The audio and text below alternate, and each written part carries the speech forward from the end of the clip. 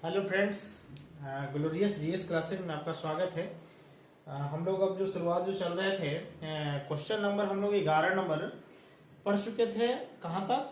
आपका जो है एनसीईआरटी में हम लोग वो एक्सरसाइज जो है 5.2 का एनसीईआरटी का चल रहा था, प्रश्न प्रॉब्लम चल रहा था, समस्याएं को सोल्यूशन करवा रहे थे। तो उस चीज को अब हम लोग आगे बढ़ाते हैं। आज हम लोग शायद देखते हैं, एक ही वीडियो में प्रयास करेंगे पूरा कंप्लीट करने का। तो आज हम लोग देखिए प्रयास है, ये आपको 11 तक क्वेश्चन हो गया था, क्लास 10th का ही चल रहा था। उसके बाद में जो 10th का जब एग्जाम हो जाएगा बच्चे लोग को, तब फिर 11वीं के बैच हम लोग शुरुआत करने जा रहे हैं। तो अब देखिएगा क्वेश्चन है 11 नंबर के बाद आइए, दो समांतर श्रेणियों का सार्व अंतर समान है। क्वेश्चन पढ़िए, ध्यान दीजिएगा। दो समांतर श्रेणियों का सार्व अंतर समान है यदि इनके 100वें पदों का अंतर 100 है तो इनके 1000वें पदों का अंतर क्या होगा? यही क्वेश्चन है। तो पहली बात है कि इसके मतलब है कि इसमें दिया हुआ है कि दो गो समानांतर श्रेणी है जिसमें दिया हुआ है 100वें पदों का अंतर। यदि 100 पद पहला है तो दूसरा का भी 100 पदों का जब दोनों का अंतर है तो 100वें पदों का अंतर भी 100 ही दिया है। तब पूछ रहा है कि बताइए 1000वें पदों का अंतर क्या होगा। तब समझिए, तब हम लोग मान लेते हैं, इसमें और दिया हुआ है कि सार्वंतर समान है। ये भी ध्यान दीजिएगा, ये क्वेश्चन है सार्वंतर समान दिया हुआ है। मतलब है कि इसमें प्रथम पद हमारा अलग रहेगा। मतलब है कि पहले जब समांतर श्रेणी का लेंगे प्रथम पद तो ए मान लेंगे, और दूसरे समांतर श्रेणी का जब प्रथम पद लेंगे तो उसको ए डैश मान लीजिए। तो सबसे पहले हम लोग क्वेश्चन है आपके पास में कितना नंबर? क्वेश्चन नंबर 12 है। क्वेश्चन नंबर कितना है? 12 नंबर। तो हम लोग इसको सॉल्यूशन में लिख लेंगे, क्वेश्चन तो आप समझ जाएंगे। तो यहां लिखेंगे माना कि प्रथम एपी का, यानी एपी का प्रथम पद, पहले एपी का लिख लीजिएगा। पहले एपी का प्रथम पद ए है तथा दूसरे एपी के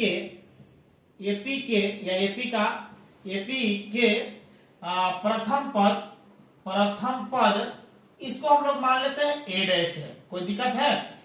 अब सोचिए, इसमें कह रहा पहला जो है, पहला दो गो एपी है, समानांतर श्रेणी दो गो दिया हुआ है। तो दो समानांतर श्रेणी है, इसमें से पहला पद दिया हुआ है, हम मान लेते हैं ये है, और आपका दूसरा एपी के प्रथम पद ए है, और सर्वंतर डी। और क्या लीजिए? और सर्वंतर, मतलब दोनों का सर्वंतर समान है, ध्यान दीजिएगा। और सार्वंतर यानी डी है, मतलब दोनों का तो सार्वंतर समान है, प्रश्न में दिया हुआ। तब चलेंगे यहां से प्रश्न से। क्या है प्रश्न में कह रहा है? प्रश्न से क्या कह रहा है बाबा? प्रश्न में कह रहा है कि बताइए 100वें पदों का अंतर 100 है।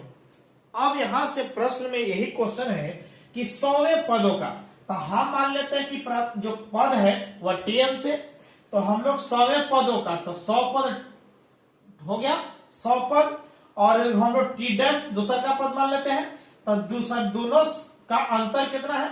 दोनों जो समांतर श्रेणी के 100वें पद का अंतर कितना दिया हुआ है? 100 दिया हुआ है। क्वेश्चन ये। अब यहां से जब चलेंगे तो बताइए, हम आपको पहले भी बताए कि जैसे T5 लिखते थे तो a + 4d लिखते थे, यही होता था ना। अब उसी प्रकार यदि हम T4 या T6 लिखेंगे तो a + 5d होता था। अब सोचिएगा कि जब हम इसको जब चलने जा रहे हैं तो इस पद के लिए क्या लिखेंगे? a प्लस क्या लिखेंगे? 99d। कोई दिक्कत? और माइनस टी डैश है, तो टी डैश के लिए मतलब दूसरा का एपी के लिए हम लोग प्रथम पद ए डैश माने हैं, तो इसका जो होगा वह ए डैश प्लस 99d हो जाएगा बाबा, क्योंकि सर्वंतर दोनों का समान है, इसीलिए सर्वंतर डी डैश नहीं होगा। बराबर हम लोग के पास में कितना हो गया? 100 हो गया। कोई दिक्कत है? नहीं। अब आगे की ओर आगे चलिए, a + 99d और माइनस, यहां प्लस है, माइनस प्लस माइनस ए डैश। कोई दिक्कत? माइनस प्लस माइनस 99d और बराबर कितना हो जाएगा बाबा? 100 हो जाएगा। कोई दिक्कत? अब यहां से चलिए तो यहाँ प्लस में 99D, यहाँ माइनस में 99D, बताइए खत्म हो जाएगा कि नहीं खत्म हो जाएगा? 99 में से 99 जाएगा तो आपके पास 0 हो जाएगा।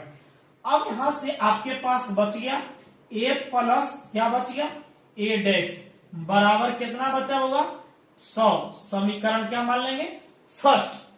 अब सोचिए तब कह रहा है कि 1000वें पदों का अंतर, इस 100वें पदों का अंतर तो आ गया 100 था, तब कह रहा है कि 1000वें पदों का अंतर कितना होगा, एक क्वेश्चन है।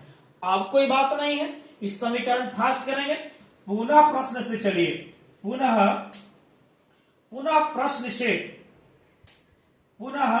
प्रश्न से चलिए तो पुनः प्रश्न से जब चलते हैं तब कहता कि 1000वें पदों का अंतर, मतलब समझिए कि t 1000 पहिलके के लिए 1000 और माइनस t 1000 टी डैश दूसरा के लिए।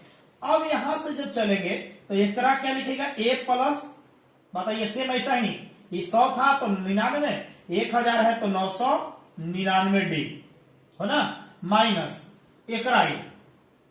आइए इसको सोल्यूशन करें। इसी का मान 1000 में पदों का अंतर कितना होगा यही मान पूछ रहा है, तो इसका मान हम लोग निकालने जा रहे हैं। तो इसके लिए प्रथम पद हम लोग क्या लेंगे a डैश, और बताइए प्लस 1000 है तो कितना हो जाएगा 999D। आइए इधर हम लोग काम कर रहे हैं। अब सोचिए एक स्टेप आगे बढ़ते चलेंगे, क्लियर हो जाएगा। बताइए यहां इसको उतारिए, यानी आपके पास में a प्लस 999D और minus plus minus a dash हो जाएगा, और माइनस प्लस माइनस 999D हो जाएगा। एक बात बताइए 999D प्लस में 999D माइनस में, बताइए कैंसिल होगा कि नहीं होगा? अब सोचिए a माइनस a डैश बच गया, a माइनस क्या बच गया a डैश।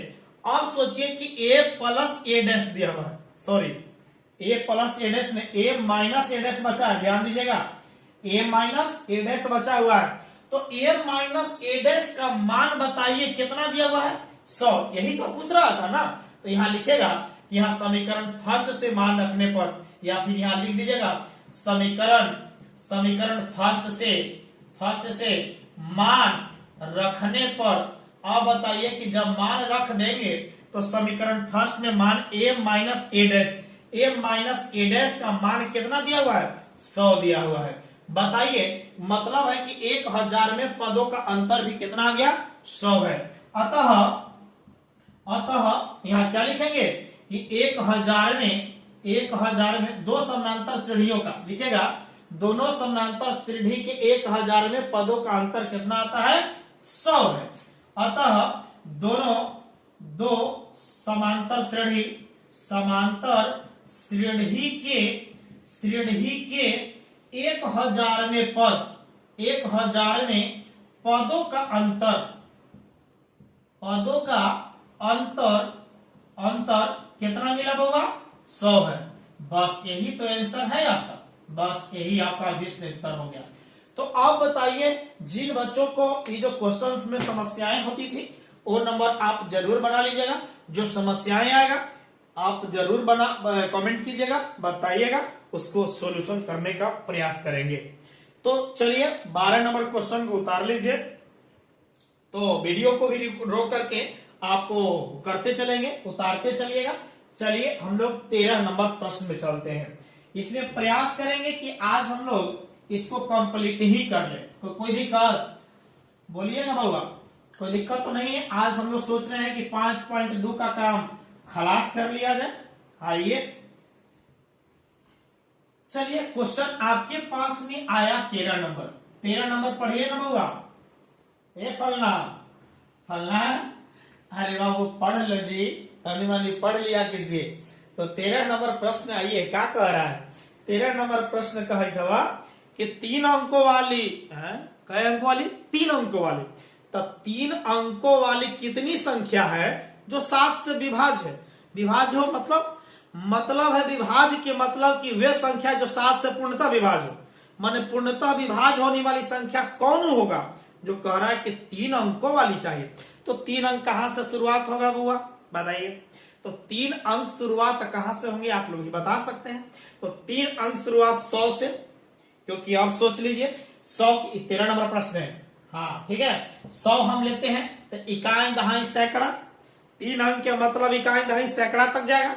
तो सैकड़ा यहीं से शुरुआत होगा, 10 से तो होगा नहीं, मतलब 100 से लेकर के कहां तक जाएगा बाबा, अपने आप सोचिए। बहुत लड़का सोच रहा कि 1000, नहीं, इकाई दहाई सैकड़ा 1000, 4 हो गया, हमारे पास बचेगा 900 कितना 99 तक 3 अंकों वाली। अब 3 अंकों वाली ऐसा संख्या सोचिए जो 7 से कटने वाला होना चाहिए, मतलब 100 से ज्यादा हो या 100 होगा 7 से कटने वाला, और नहीं तो 999 होगा 7 से कटने वाला, और नहीं तो कम होगा। अब सोचिए, अपने आप से देख लीजिए, बस देख लीजिए, यहीं से तो निकालना है आपके पास, सोचना क्या है। अब सोचिए तो क्लियरली हो गया, मतलब 7 से कटे वाला, अपने आप देखिए तो 7 से कौन कटेगा, यानी 7 का 7, यानी 3 और 0 मतलब 30 हो गया, और 7 पचे 35, मतलब यहाँ 105 रहेगा, तो 7 का 7 हो जाएगा, 3 हो जाएगा 5, 7 पचे 35, यानी 7 का 7 1 का 7 पचे 35, बताइए होगा कि नहीं होगा, यानी 105 होगा पहला नंबर 105 होगा। पक्का है कि आपके पास में पहला नंबर जो है एपी के जो हम लोग 3 अंकों वाली संख्या निकाल रहे हैं जो 7 से कटने वाला होगा, तो 7 से विभाज्य, तो 3 अंकों वाली। आपको जब डर लग रहा है तो डरो नहीं, देखो और डिटेल्स कर दे रहे हैं, परेशान मत होइए। 3 अंकों वाली संख्याएं, 3 अंकों वाली संख्याएं, देखिए आपके लिए बता रहे हैं, 3 अंकों वाली संख्याएं, बताइए कौन कौन होगा संख्याएं जो है वह कौन कौन है। अब अपने आप सोचिए, 3 अंकों वाली यानी 100 से लेकर के, यानी इसी तरह से आगे जाएगा कहां तक, 999 तक जाएगा। तब कह रहा कि 3 अंकों वाली संख्या तो लेनी है, लेकिन 7 से विभाज्य वाली चाहिए, तो लिखेंगे क्योंकि 7 से विभाज्य 3 अंकों वाली संख्याएं, 3 अंकों वाली संख्याएं, ये समझा रहे हैं, थोड़ा सा आपको समझने के लिए लिख रहे हैं। तो बताइए कौन पहला नंबर कितना आ गया, 105 मिला था। अब बताइए दूसरा का और मिलेगा, बस 7 और जोड़ दीजिए, तो बताइए 7 5 12 112 हो जाएगा। और बताइए आगे होगा 7 5 12 के बाद 12 7 19, उसके प्रकार ऐसे जाएगा 999। क्या बताइए 999 जो है, 999 क्या 7 से कटेगा क्या, देखते हैं। 7 का 7, बताइए 2 आ गया, 9 उतारेंगे, बताइए 7 7 चौका 28, बताइए 1 आ गया, 9 आ गया। हमारे पास यदि इससे कम वाला चाहिए तो 7 दूनी 14 रहेगा, तो बच गया 5, मतलब 5 घटा दिया जाएगा, शेष बच गया। तो बताइए 999 में से 5 घटाइएगा तो कितना बचेगा, 994। मतलब है कि 900 कितना आ गया, 94। देख लीजिए, नहीं विश्वास है तो 7 से कटेगा। ये आपके पास यदि यहाँ 4 होता तो हमारा काम हो गया होता। देखिए 7 दूनी 14, काम कंप्लीट हो गया था। अब सोचिए एक मतलब है, अब यहां से हो गया, क्लियरली हो गया। अब सोचिए पहला पद कितना दिलवा, 105, और 7 जुड़ते गया, डी कितना हो गया, 7 हो गया। 112 में से 105 घटाइएगा तो 7 बचेगा, मतलब पदांतर भी मिल गया। और अंतिम पद दिले हैं, अंतिम पद यानी 994। एकरा में कौन इतना मानी संख्या गिने जाइएगा, 1 2 3 4 पद, बताइए 994 तक गिनने तो नहीं जाएगा। हमारे पास संख्या निकालना है, कई वो संख्या है जो 7 से कटने वाला है, मतलब अंतिम संख्या दे दिया, पहला संख्या दे दिया, और पदांतर दे दिया। तो हम लोग पदों की संख्या निकालेंगे कि क्या पदों की संख्या है, तो बस दिया है, इसको लिखो, दिया है, यहां लिख लीजिए दिया है। कौन कौन होगा, तो जब दिया हुआ है तो बताइए प्रथम पद 105, कोई दिक्कत, और डी बराबर बताइए 112 में से 112 माइनस 105 हो गया, मतलब कितना आ गया, 7 मिल गया, कोई दिक्कत। और अंतिम पद भी दिया है, मतलब है टी एन बराबर बोले होगा 994। अब यहां जब दिया है तो अपने आप सोचो तो टीएन का फॉर्मूला भी होता है क्या? टीएन का फॉर्मूला होता है। जब टीएन का फॉर्मूला होता है तो लगा दो ना बउआ। अरे बउआ मेरे प्यारे साथियों लगाइए इसको। तो बताइए टीएन का formula A plus N minus one into D बराबर 900 कितना हुआ? 94। देखो ना कितना आसान से निकलेगा। ए का मान कितना है बोलो? 105 प्लस एन माइनस वन और गुना डी, डी का मान बोलो 7 बराबर 994। बोलिए कोई दिक्कत है? नहीं। अब चलेंगे, क्या कोई दिक्कत नहीं है? ये प्लस में हवा तो कोचे में बउआ माइनस में, तो ये बची था हमें रखी थी बउआ, तो एन माइनस वन और गुना 7 बराबर 994। प्लस है तो माइनस 105 हो जाएगा। मतलब है कि एन माइनस वन आई गुना में तो ने भाग में, पहले घटा दो। 14 में से 5 गया कितना बचेगा? ये तो बताओ जल्दी। 9। 14 में से 5 गया 9, ये बचा 8, 8 बच गया, 8 ही रहने देंगे। यहाँ बच गया 9 में से गया 8, आई गुना में है 7, तो बताइए भाग में जाता। अब सोचिएगा यहां से लिख सकते हैं बउआ, यानी एन माइनस वन बराबर बोलिए बोलिए कितना बार में? 7 का 7 1 बचा 1 8, 7 दूनी 14, 14 4 9 7 7 4 9 49 ना, तो 7 7 49 127। मतलब है कि एन माइनस वन बराबर कितना मिल गया? 127। तब आपके पास में एन तो निकालना ही है बउआ, तो एन बराबर 127 और माइनस है तो एन कौचे में प्लस में, मतलब एन बराबर बोलो 128। अतः क्या लिखेंगे? 7 से कटने वाला जो संख्या है 3 अंकों वाली, वह संख्या क्या वो है? 128 वो है। तो लिखेंगे कि अतः 7 से विभाज्य 3 अंकों की संख्या 128 है। अतः 7 से विभाज्य 3 अंकों वाली संख्या, 3 अंकों वाली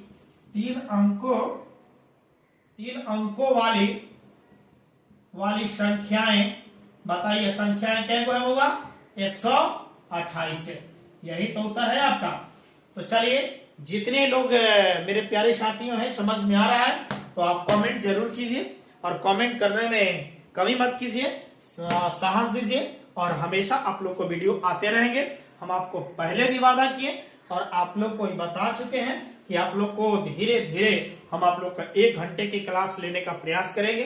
धीरे धीरे हम आप लोग को सिलेबस कंप्लीट करने का प्रयास करेंगे, हर चैप्टर को पूरा डिटेल्स करने का प्रयास करेंगे। ये सब पढ़ाने से पहले मैं आपको बता रहे हैं कि थ्योरी पहले जरूरी है, थ्योरी पहले निचोड़ लीजिए, उसके बाद मैथ आपको हलवा लगेगा, हलवा, है ना। तो चलिए 13 नंबर कंप्लीट हो गया। चलिए तो 14 नंबर भी अभी बताइए देते हैं। 14 नंबर है ना, 14 बता देते हैं, उसके बाद में 2 वीडियो और हम लोग को लाएंगे। 14 नंबर पर आइए, क्लियर है? चलिए 14 नंबर में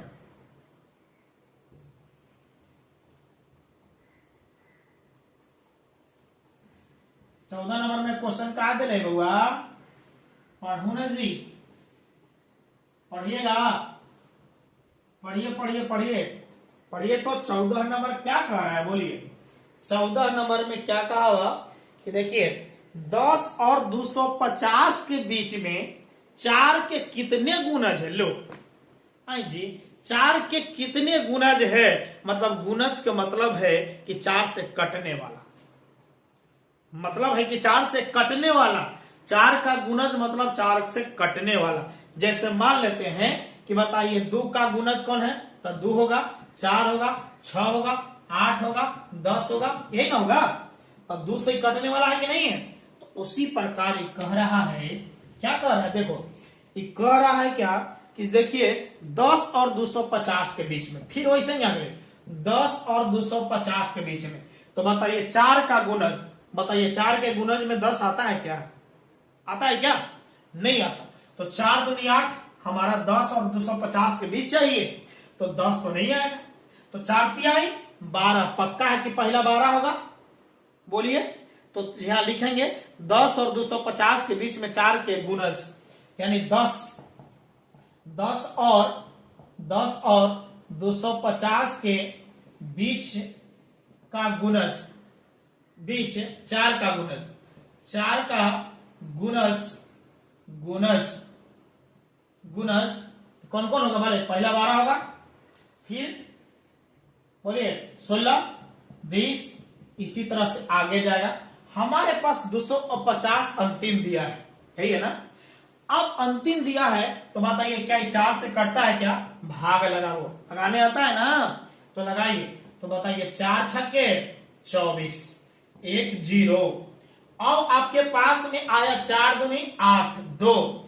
अब बताइए 2 काहे लगे हमारे बीच में चाहिए, तो बताइए 250 में से 2 यदि घटा लेंगे, इसके लिए 4 दूनी 8 डर लग रहा है, तो ये जो 2 आया है शेष वाला, यदि शेष वाला घटा लेंगे तो पूरा कट जाएगा कि नहीं कट जाएगा? मतलब है कि अंतिम जो पद होगा वह 248 होगा। क्योंकि अब देखिए यदि हम लोग 248 होता तो आपको पूरा 4 से कट जाता, 4 छक 24, 8 होता था, 4 दूनी 8 खत्म हो गया था। क्लियर है ना। अब सेम कंडीशन है, क्या क्या दिया बस वही कंडीशन निकाल लो। क्या क्या दे रहे बोलो? अब दिया है, दिया ना, आप दे रहे हैं प्रथम पद, बोलो कितना? प्रथम पद कितना? 12। और डी बोलिए पदांतर, 16 में से 12 गया, 16 माइनस 12 माने T2 माइनस T1। डी बराबर कितना मिला? बोलो ना बउआ, डी बराबर कितना मिल गया? 16 में से 12 गया, 4 बच गया, डी मिल गया, ए मिल गया, और अंतिम पद भी मिल गया। Tn बराबर अंतिम पद कितना? 248। चलिए फार्मूला लगाइए, formula put value get answer लगा दा बाबा। Tn का formula a plus n minus 1 into D बराबर 248। क्वेश्चन समझिए पहले, कह रहा है कि 10 और 250 के बीच में कितना ऐसा संख्या है जो 4 से कटने वाला है। क्वेश्चन है 10 और 250 के बीच में कितना मानी ऐसा संख्या है जो 4 का गुणज है, मतलब 4 का गुणज मतलब 4 से कटने वाला पूर्णता है। तो हमारा पता नहीं है 12, 16, 1, 2, 3 ऐसे करते करते हम लोग कितना गुनेंगे, लेकिन उससे गिनने से बढ़िया है कि आसान तरीका है यहां निकालने के लिए, इसलिए फार्मूला बनाया गया। तो फार्मूला डेरिवाइव हुआ और उसी से निकाल दिया गया है। तो चलिए ए का मान बोलो बउआ 12 प्लस n माइनस 1 और गुना डी के जगह पर बोला तो बउआ 4 बराबर 248। कोई दुख है क्या? प्लस है तो उधर माइनस, इसको रखिए बउआ n माइनस 1 और गुना 4, बोलिए कोई दिक्कत है? बराबर 200 कितना है? 48, प्लस है तो उधर माइनस 12। अब आइएगा n माइनस 1 और ये गुना है तो भाग में जाएगा, तो n माइनस 1 पहले घटाएगा, 8 में से 4 गया, 8 में से 2 गया 6, 4 में से गया 3, बच गया 2 गो, आई गुना में है 4 तो नीचे कौचे में? भाग में। कोई दुख होगा? जब दुख नहीं है तो बताइए n माइनस 1 बराबर, बोलिए 4 पचे 20, बचा कितना? 3 और 0, 3 और 6 36, 4 9 36। कोई दिक्कत? तो n माइनस 1 बराबर कितना मिल गया? 59। आइए यहां, तो n बराबर हम आपसे पूछे तो यहाँ 59 है और ये माइनस है तो इन्हें कौचे में? प्लस में, मतलब n बराबर कितना होगा? 60। अतः बताइए 10 और 250 के बीच में 4 के कितने गुणज है? 4 के गुणज की संख्या क्या है बउआ? 60 गो। अतः 10 और कितना? 250 के बीच में 4 के गुणज की संख्या, गुणजों की संख्या बोलिए कितना है? 60 है। बस यही तो आंसर है आपका। बोलिए कोई दुख है? जब दिक्कत नहीं है तो बस चैनल को जल्द से जल्द सब्सक्राइब शेयर जरूर कर दीजिए। थैंक यू सो मच, मिलते हैं अगले क्लास में। तो क्या 3 क्वेश्चन यहाँ से इस क्वेश्चन सोल्यूशन हुआ अभी हम लोग 15, 16, 17 5.2 का काम खत्म कर देंगे। उसके बाद हम लोग 5.3 में चलेंगे जो योग पर रिलेटेड है। अब धीरे धीरे हम लोग सोच रहे हैं कि लंबा लंबा वीडियो बना करके आप लोग के पास लाए और आपको जल्द से जल्द कंप्लीट कराया जाए। तो चलिए मिलते हैं अगले वीडियो में। थैंक यू, धन्यवाद।